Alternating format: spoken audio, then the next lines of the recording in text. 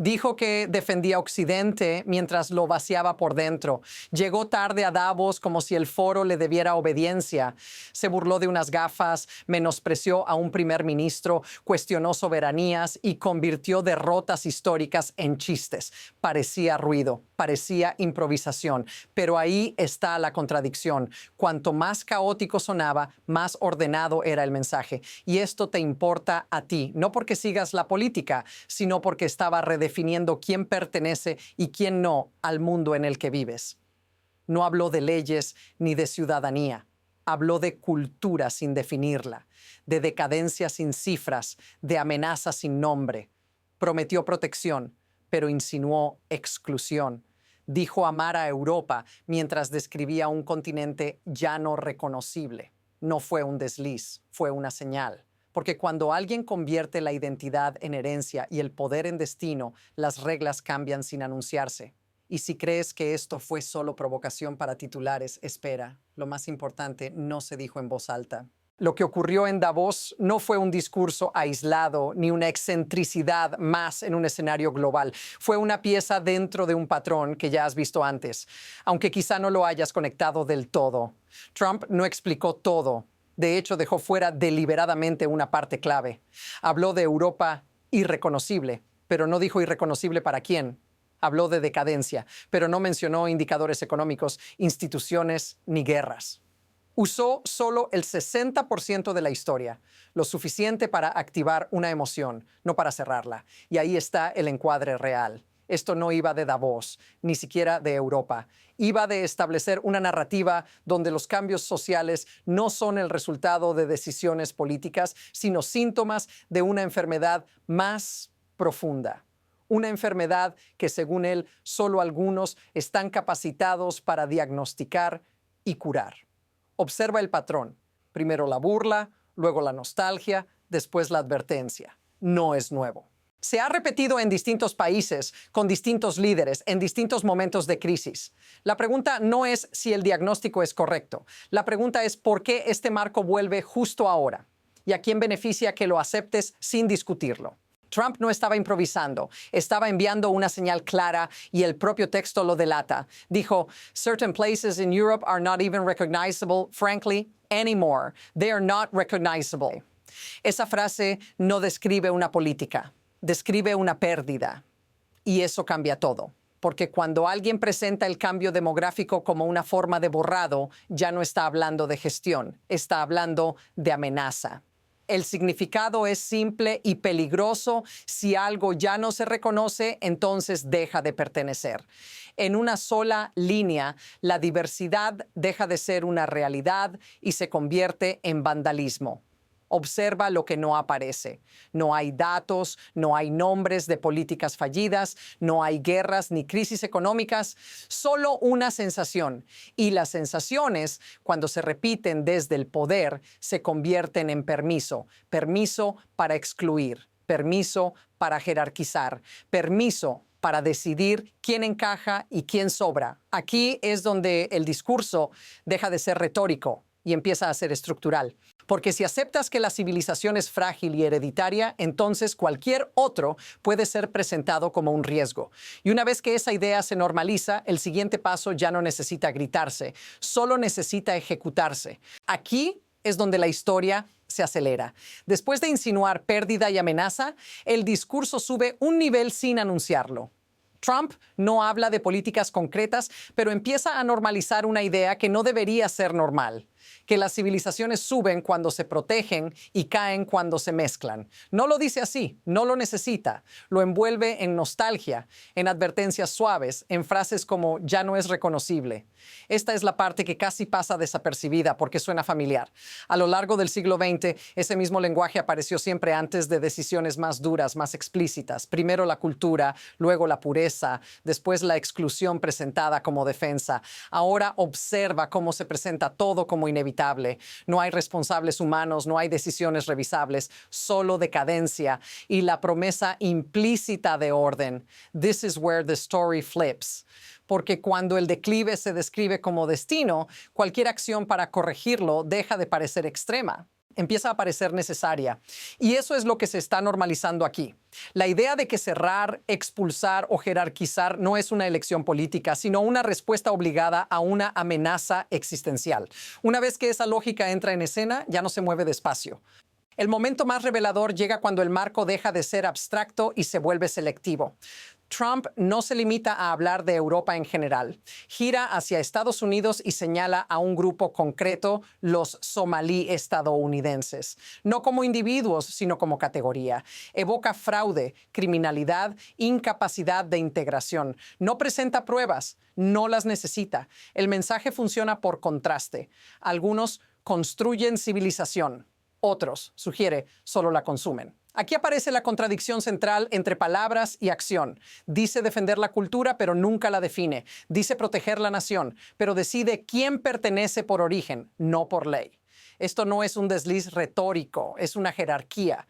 En esa lógica, la prosperidad occidental no se aprende ni se adopta, se hereda. Y si se hereda, entonces no se comparte. Observa lo que esto cambia para siempre. La inmigración deja de ser un debate sobre políticas y pasa a ser una prueba de pureza. La inclusión ya no es integración. Es dilución. En ese punto, medidas que antes sonaban extremas empiezan a sonar razonables. Deportación como defensa, exclusión como conservación. Y cuando ese giro se normaliza desde un escenario como Davos, el siguiente movimiento ya no depende de aplausos, depende de poder. A partir de ahí, los desarrollos se encadenan rápido. Primero, Trump amplía el marco más allá de Estados Unidos y lanza la advertencia a Europa. Sin control demográfico, el declive es inevitable. No lo presenta como opinión, sino como diagnóstico. Luego aparece la mano ideológica detrás del discurso. La influencia de Stephen Miller se vuelve visible en la narrativa de una civilización occidental pura, trazada como una línea recta desde la antigüedad clásica hasta la América moderna, sin mezclas, sin rupturas, sin aportes externos. Después, esa visión salta del pasado al presente mediático. Elon Musk amplifica la idea de que los blancos enfrentan la extinción normalizando la ansiedad racial bajo el lenguaje de supervivencia. Y finalmente, el marco se convierte en política selectiva. Trump ofrece asilo a sudafricanos blancos por una supuesta persecución racial, mientras otros migrantes quedan fuera del concepto mismo de protección. Todo ocurre sin una gran declaración, sin un momento único de ruptura. Es presión constante, acumulación, velocidad. Cada paso hace que el siguiente parezca lógico. Cada repetición reduce la resistencia. Y cuando la idea de victimización racial se instala en el centro del poder, la pregunta ya no es si habrá consecuencias, sino cuándo. ¿Qué ocurre si esto continúa? Ahora míralo desde tu lugar, no desde el escenario, porque cuando este marco baja del poder a la vida cotidiana, no se siente como ideología, se siente como fricción, como reglas que cambian sin aviso, como puertas que antes estaban abiertas y ahora requieren algo más. Cuando la pertenencia se redefine como herencia, la gente común paga el precio primero. No en discursos, sino en trámites, controles, sospechas. Vecinos que de pronto son provisionales. Trabajadores que empiezan a demostrar que merecen estar donde siempre estuvieron. Familias que descubren que la integración ya no es suficiente, porque el criterio dejó de ser comportamiento y pasó a ser origen. Y aunque no formes parte de ningún grupo señalado, esto igual te alcanza. Porque un sistema que clasifica a unos como amenaza siempre necesita ampliar la lista. Hoy es migración, mañana es disidencia, después cualquiera que estorbe. Esa es la consecuencia real de convertir la identidad en destino. No hace falta un decreto para sentirlo. Basta con que la sospecha se normalice. Si esto te resulta familiar, si has notado ese cambio sutil en el tono, en las miradas, en las reglas no escritas, dilo en los comentarios. Porque lo que viene después no ocurre de golpe, ocurre cuando ya parece normal. Aquí es donde hay que ir más allá de la indignación, porque el verdadero motor No es emocional, es estructural. Este tipo de discurso funciona porque encaja perfectamente con los incentivos del poder moderno. Simplifica el mundo en bandos claros, convierte la complejidad en amenaza y sobre todo transforma el miedo en lealtad. Cuando la política se presenta como una lucha civilizatoria, ya no necesitas resultados concretos, necesitas enemigos permanentes. La cultura se vuelve un concepto elástico, lo suficientemente vago para incluir a los nuestros y excluir a quien convenga en cada momento. Los medios amplifican el conflicto, las plataformas premian el choque y el espectáculo sustituye al debate. En ese ecosistema, la moderación pierde visibilidad y el extremismo se vuelve funcional. No porque todos lo crean, sino porque mueve atención, disciplina filas y justifica medidas excepcionales. Este es el mecanismo silencioso que rara vez se explica en las noticias. No se trata solo de racismo explícito, sino de cómo el sistema recompensa a quien convierte la identidad en palanca de control. Y una vez que ese engranaje empieza a girar, no depende de una sola persona, se vuelve automático. La pregunta inquietante no es quién lo inició, sino quién puede detenerlo cuando ya resulta rentable para tantos. A partir de aquí, el camino se bifurca y ninguno es abstracto. En una dirección, esta narrativa sigue ganando terreno porque resulta útil. No requiere consenso, solo repetición. Las advertencias se vuelven políticas preventivas. Las insinuaciones se traducen en acuerdos, vetos, excepciones. En ese escenario, aliados aceptan el marco para evitar el conflicto, aunque no lo compartan del todo. La presión funciona. Trump ya lo insinuó en Davos cuando trató la soberanía como algo condicional, cuando habló de dependencia, cuando dejó claro que la negativa tendría memoria. El mensaje es simple: coopera ahora o negocia después desde una posición más débil.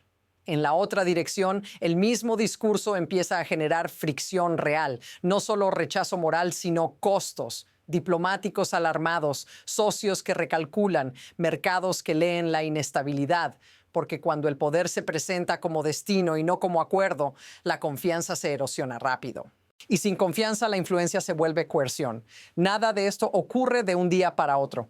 Avanza por inercia, por silencios, por decisiones pequeñas que parecen tácticas.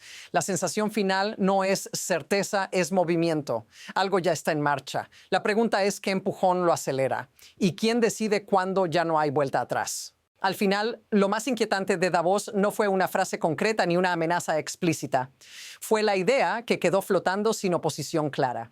Que el mundo puede volver a organizarse no alrededor de reglas compartidas, sino alrededor de jerarquías heredadas. Que la fuerza puede presentarse como responsabilidad. Que excluir puede llamarse proteger. Esa es la inversión más peligrosa de todas, porque cuando el poder se justifica como defensa de la civilización, ya no necesita explicarse, solo necesita avanzar. Y eso reencuadra toda la historia en una sola línea. No se trató de un discurso polémico, sino de una prueba de hasta dónde puede llegar esta visión sin encontrar resistencia real. Nada explotó ese día. No hubo sanciones, ni rupturas, ni crisis inmediata. Pero el silencio también comunica. Comunica margen, comunica permiso. Y cuando alguien que ve el mundo como un campo de batalla civilizatorio tiene acceso a un poder descomunal, cada pausa se convierte en oportunidad. Esto no termina en Davos. Apenas establece el tono. Lo que viene después depende de qué ideas se normalizan y cuáles se enfrentan antes de que sea demasiado tarde.